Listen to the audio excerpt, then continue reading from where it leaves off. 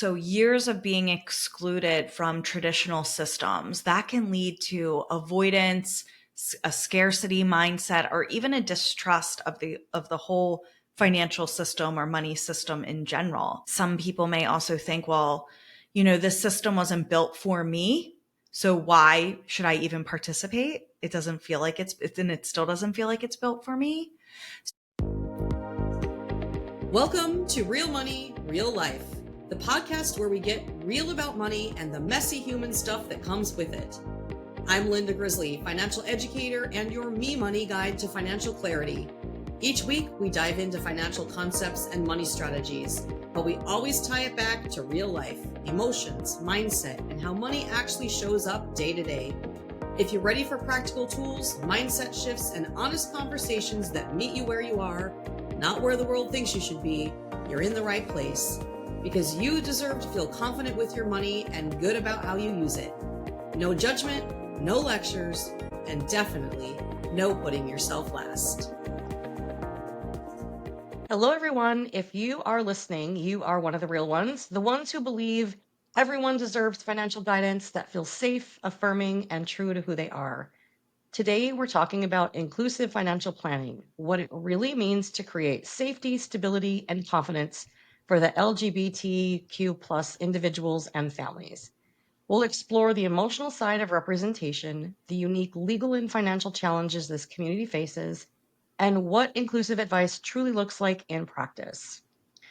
My guest today is Shari Rash. She's the founder and managing partner of GWA Wealth, where she helps women and LGBT plus clients feel confident, capable, and in control of their financial lives. A nationally recognized advisor and money mindset expert, Shari believes personal finance should always reflect personal values. She's been named one of Investment News' best wealth managers and advisors under 40, and is also the host of the award-winning podcast, Everyone's Talking Money. Shari brings warmth, humor, and humanity to every money conversation, helping clients see finance as a source of empowerment, not stress. Hello, Shari, and welcome. Hi, thanks for having me. Of course, I so much appreciate you being here to talk about this because, I feel like my message of who you are is a part of how you interact with money. And this is such an important part of it too, right? Understanding how your uniquely you things come into your money conversation. So maybe we can just start with a little bit of your background and what inspired you to specialize in this, and how you found this community. Yeah, so I didn't find it found me. I haven't always been a financial advisor. I've always been in financial services, but I've been an advisor for 6 years now. And when I was transitioning from my previous career to becoming an advisor, that happened because an advisor I knew was retiring, and he wanted to put his clients with someone else. So I was that someone else, and it turned out that about half of the clients are LGBT plus.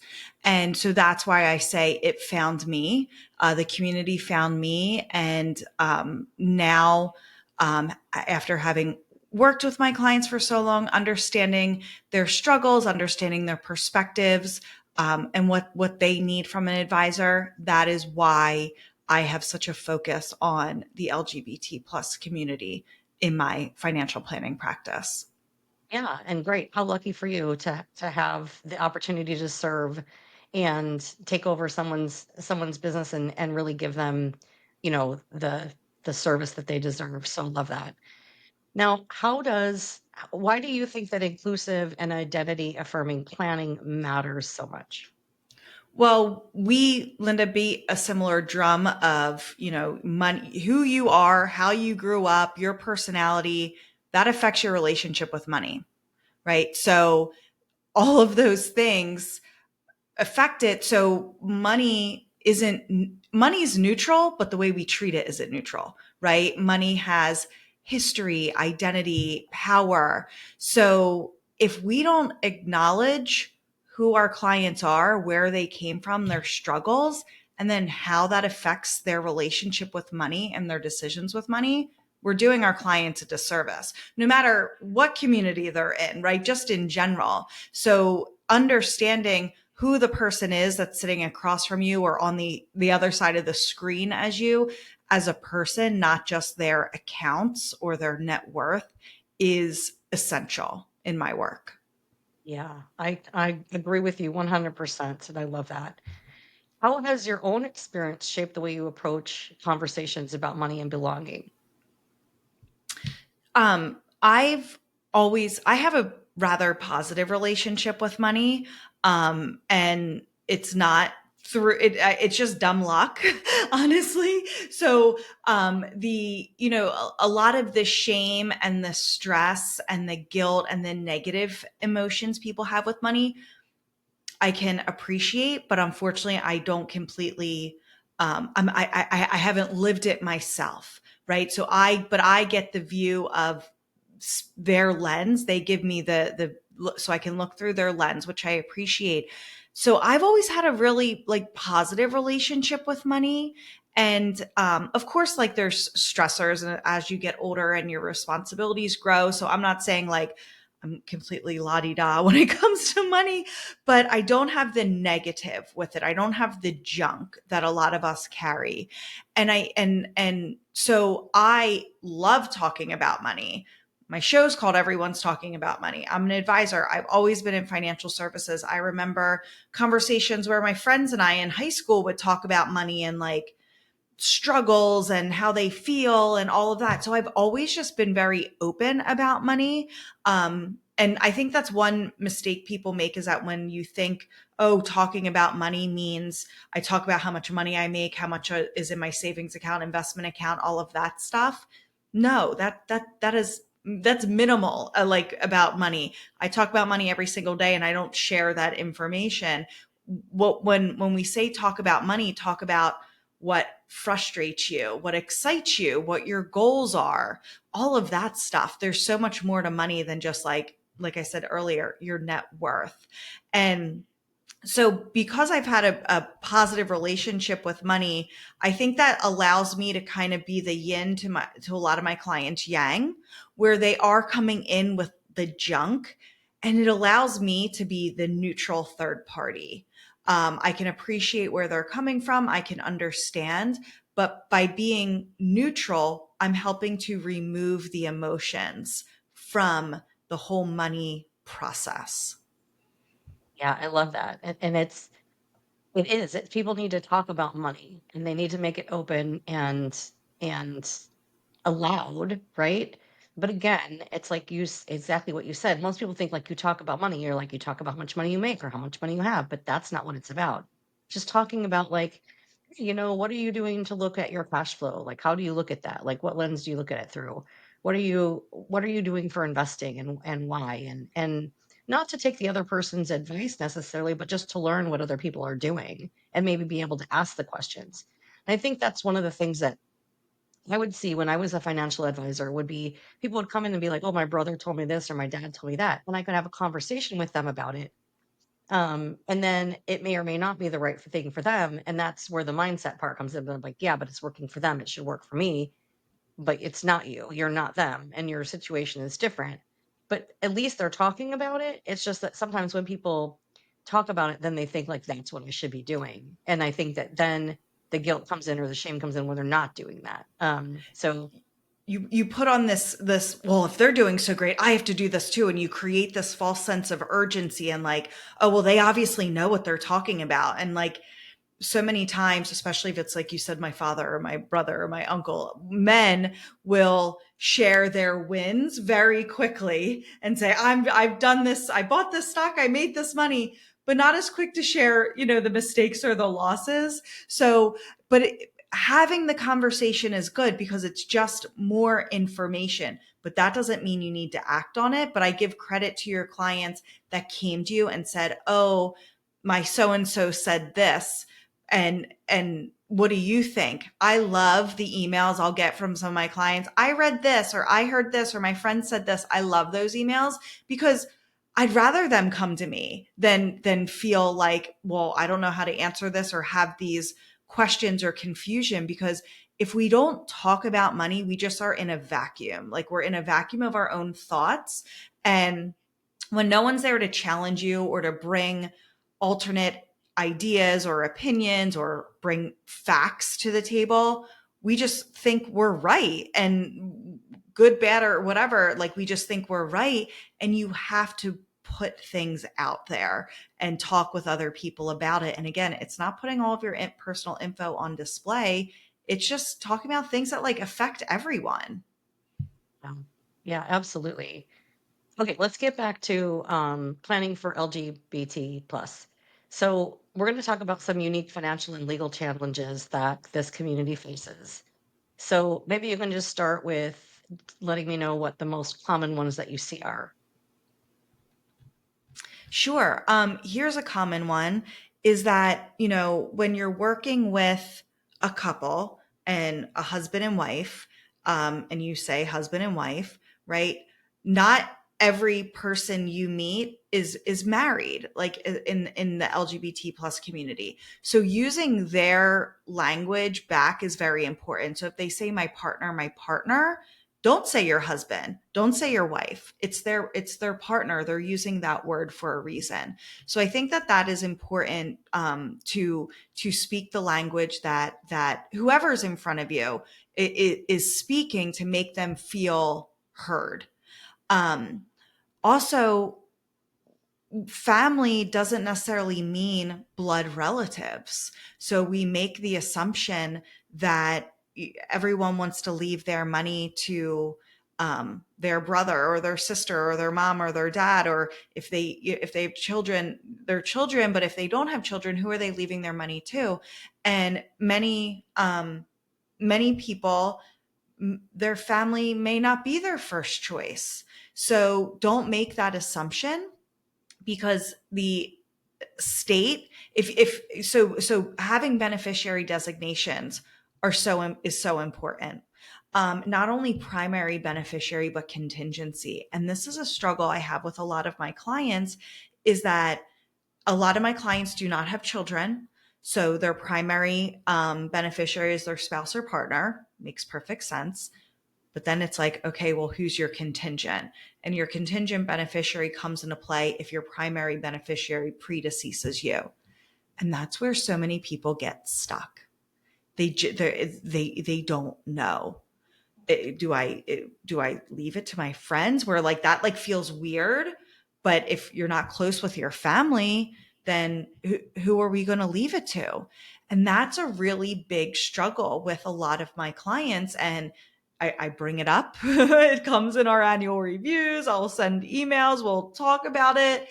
And they just don't know who their money is going to go to if their spouse or partner predeceases them. So that's a big one, because if you leave no one, the state is deciding for you. And then the state is only looking at next of kin. And that could be your brother that you haven't spoken to in 30 years. Do you really want your life savings to go to him? And I'll ask that question. It's like, well, no, of course not. And it's like, okay, well, we need to do something about this. We need to prepare.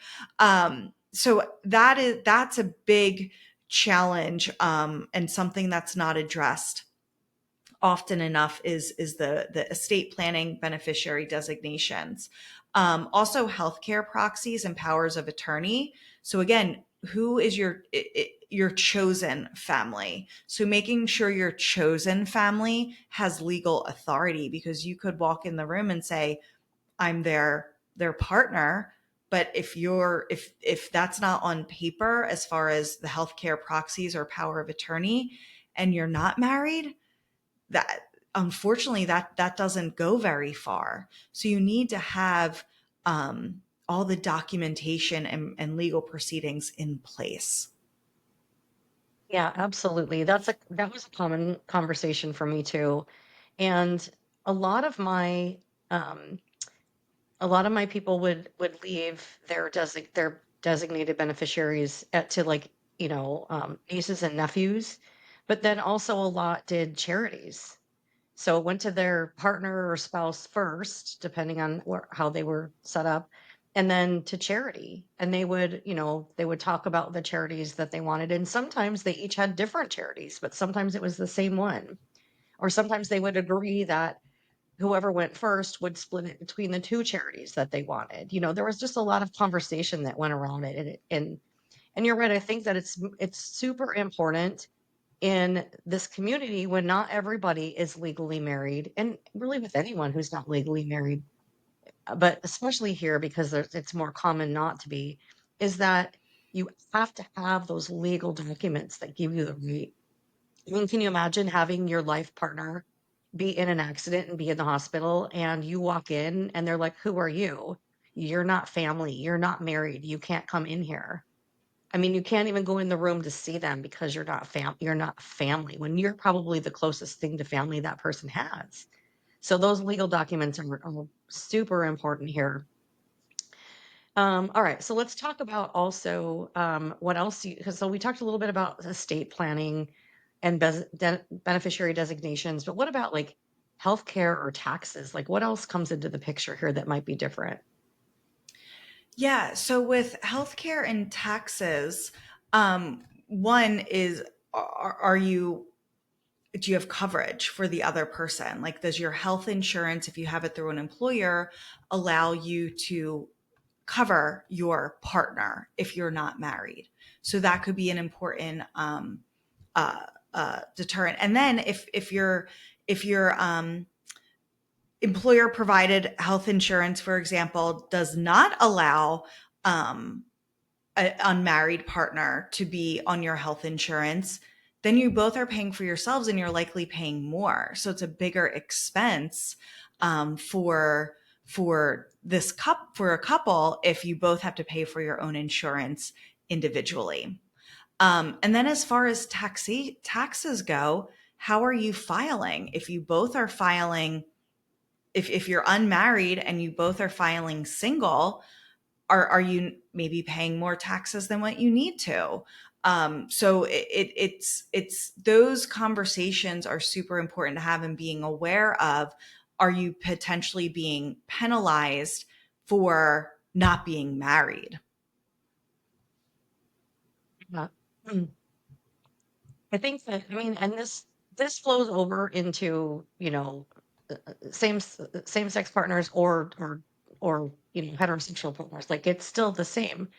Like there's a reason sometimes people get married for money, right? Because of pensions, like let's talk about pensions because sometimes pensions are only available to be left to a spouse, right? And so if you're not legally married, what happens to that pension?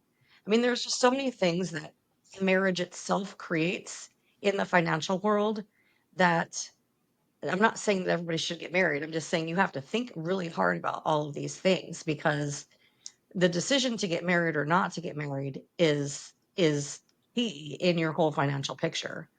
Um, and now I know we talked before. I think I shared the story. I had some clients who both adopted children. They were same, two women. They both adopted a child. They were married. They both adopted a child, but each child was raised as their own child. So then they had their own child that was actually their heir, but not the other ones, yet they were married. And so setting up their legal documents, it was a conversation like, who gets it first? Who's the primary beneficiary? Is it the spouse or is it the child? And, and I think the point of sharing that is that everyone's situation is supremely unique to them. And whatever works for you is fine, right? As long as you both agree and you both understand what is supposed to happen. I think that's the biggest thing is have that conversation and make sure you both know what's supposed to happen and agree on what's supposed to happen and get something done because something is better than nothing. Yeah, having a plan, having a strategy around whatever you're doing is essential. And I'll sometimes meet with clients and we'll review where they are currently, and they may not end up making any changes, but at least they know we did our due diligence. We're not just, sticking our heads in the sand, even though we're in the, we're ending right where we started. At least we know it was a decision behind it and not just, again, ignoring it and hoping it all works out. Yeah. So, what other unique financial or legal challenges can you think of that we should address?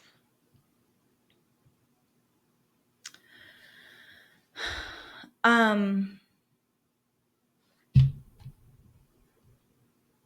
sorry, How do you want me to? I think estate planning and wills is also important to bring up. Something important to realize is that your beneficiary designations trump whatever's written in your will.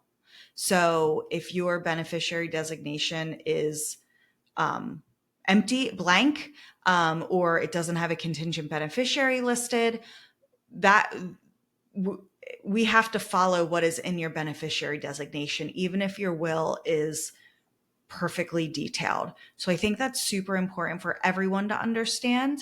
So making sure your beneficiary designations are current and accurate on all of your accounts is important. And then also when it comes to a trust, you mentioned leaving money to charity, which is a great solution if you can't think of someone beyond your spouse or partner to receive your money. Or if you have pets, right? If you're, your children are your animals. If something were to happen to you, who's going to take them? And then also, why don't you leave them a little bit of money to help bridge that gap? I'll tell a story real quick. My aunt passed away very unexpectedly, very suddenly, and she was single and she had a dog. And the dog was a good dog, but I was not in a position to take a dog.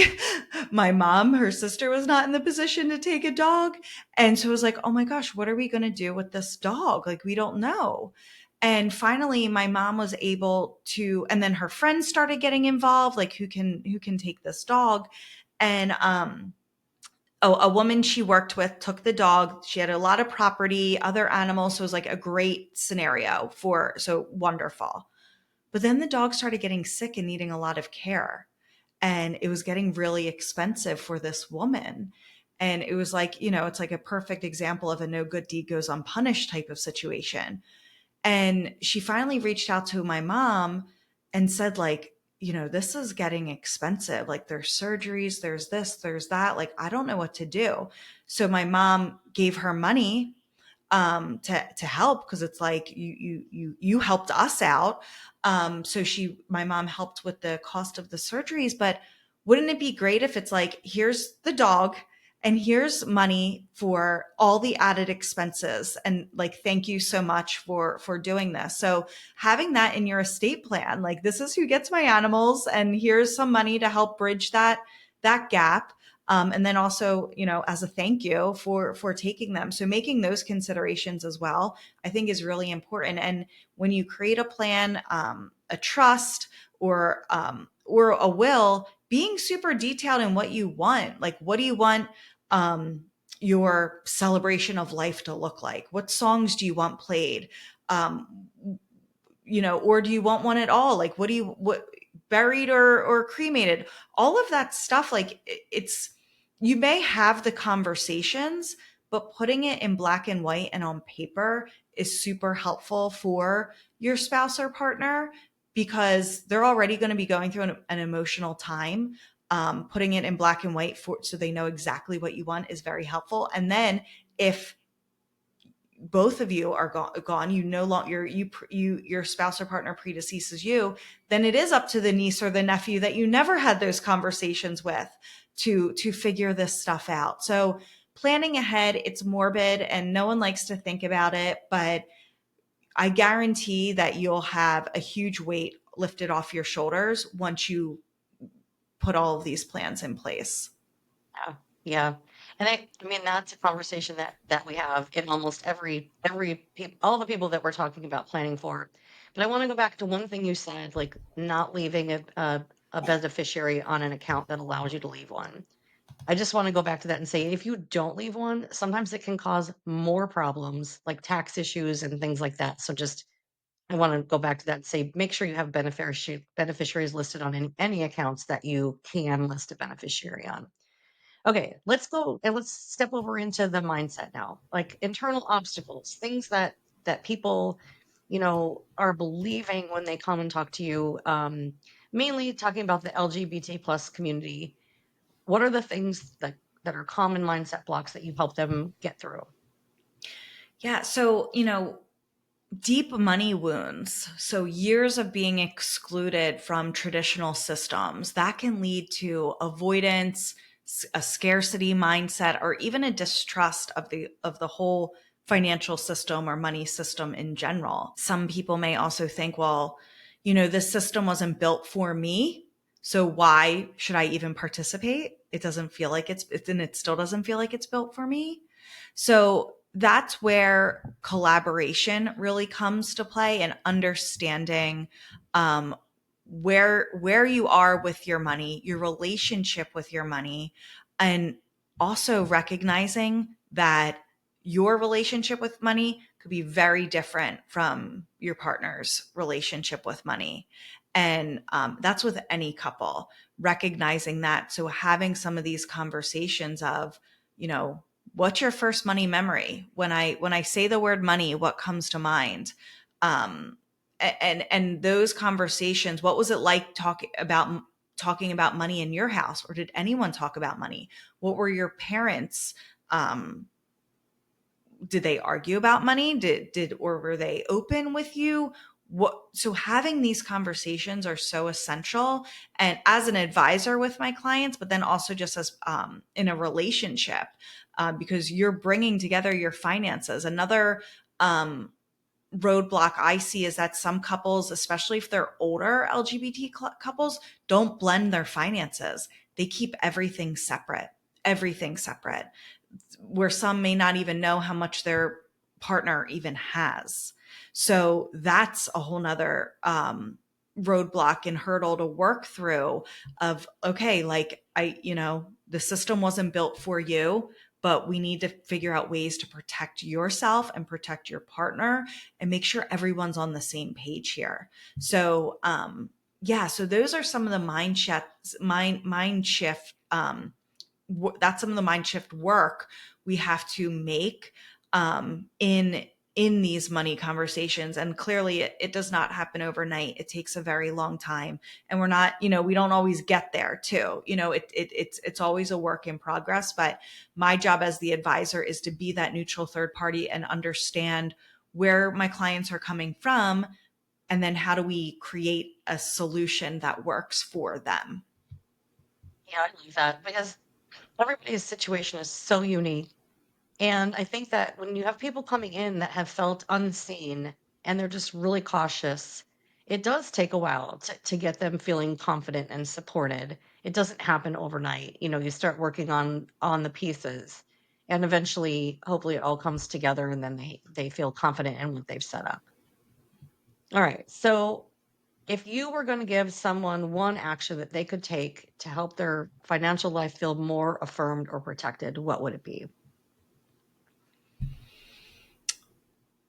I would say first, um, understand what your relationship with money is. So I ask, when I say the word money, what comes to mind? And whatever that word is, we have to first see, is it positive or negative? If it's negative, why? And like, let's dig deeper. And it's like you just asking yourself the answer to every question, why, to really get to the bottom of it. And then that'll help you understand why you think about money the way you do, and how have your actions backed that up. How have your actions reinforced, no, I feel like I never have enough money, or no, I feel like I don't deserve money, or whatever it is. How have your actions defended your belief and kept on affirming it? And then talk about it to someone. Ask someone else that same question, and whether it's your spouse or partner, your best friend, whatever it is, have a money conversation with someone. And again, that doesn't mean telling someone how much money you make, how much you have in your investments. It's these feelings, and feelings aren't wrong. That's the good thing. You're not wrong with your feelings. They just are, but we have to learn how to react to them. But have a money conversation with someone, ask them some similar questions, And then when you walk away from the conversation, you'll immediately feel closer to that person because you're being vulnerable and you're sharing something you probably have never shared before. I love that. Yeah, definitely. Being vulnerable does make you feel closer to someone, especially your partner, talking about those things. Getting down to the underlying feelings can do a lot for a relationship. Okay, so something that advisors can do to start making financial spaces more inclusive. Yeah. So first, recognizing, using the language that they use back, right? And educating yourself on that. And don't tiptoe around identity. Like I said, mirror the language your clients are using. Make space for their story to be part of the financial plan. Recognize the language that you're using. Are you speaking their money language? Most advisors are generally male. Well, men and women think very differently about money, right? So if you're just talking performance, numbers, you're not hitting the emotional side of it at all. So you're losing some of your audience right there. So understand what kind of the way your client's mind works when it comes to money. And you may need to have two different conversations within the same sentence. You may need to say something two different ways to make sure that both people are involved in the conversation, and one party's not walking away going, I have no idea what they just talked about. Like, I'm so intimidated. I know nothing about money. And, so you understanding how their mind works and using that language back is essential. Yeah, absolutely. Okay. Tell us who needs to find you. So, for anyone that's listening, if I obviously I clearly work with the LGBT plus community. I work with single women as well. We could do a whole episode on why I say single women. But single women, if you are a business owner as well. So if you're LGBT, single woman, and a business owner, like we're a match made in heaven. Because these communities are very underserved by the financial services industry, and I want to help to serve them. So if you fit that role, check me out. GWAwealth.com is my firm. And then also, if you want to listen to more money podcasts, and my podcast is called Everyone's Talking Money.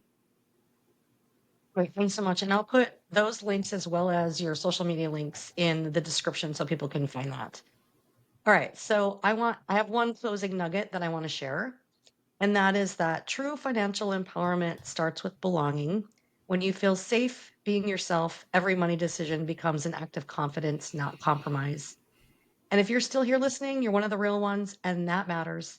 I'm creating a free community, a space for real talk, fresh starts, and women who are done putting themselves last.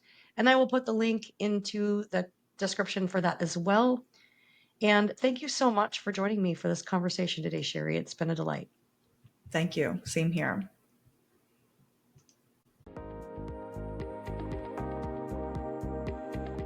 Thanks so much for listening to Real Money, Real Life. Want to see what's blocking you from financial confidence or discover your money personality? Head to the resources page at lindagriz.com for our free quizzes. That's LINDAGRIZ.com/resources. If you're loving what you're learning, be sure to subscribe and leave a review. I'm your Me Money guide to financial clarity, Linda Grizely, and I'll catch you next time as we talk more real money, real life, because you deserve to feel confident with your money and good about how you spend it. The content shared here is for educational and entertainment purposes only. It is not financial, tax, legal, or planning advice and does not constitute therapy or mental health counseling. Please consult an actively licensed and qualified professional for advice or help specific to your situation.